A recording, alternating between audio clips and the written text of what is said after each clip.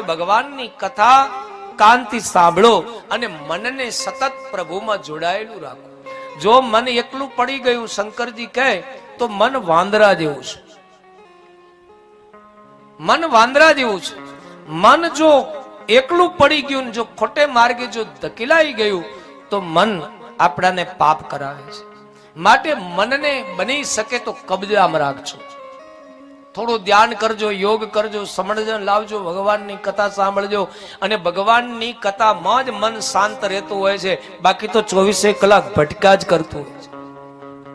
એક ભગવાનની કથામાં 2-3 કલાક શાંતિનો અનુભવ કરે, બાકી તો નથી અનુભવ કરશે. ભગવાનની કથામાં બેઠા તોય કેટલાયના તો મન બારે ભટકતા હશે.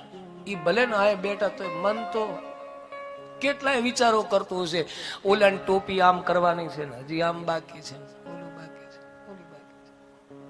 તકલીફ ત્યાં છે. મન જો ભગવાનની કથાને આપી દેવામાં આવે તો પાયો પરમ વિશ્રામ. તુલસી કહે પાયો પરમ વિશ્રામ, પરમ વિશ્રામની પ્રાપ્તિ.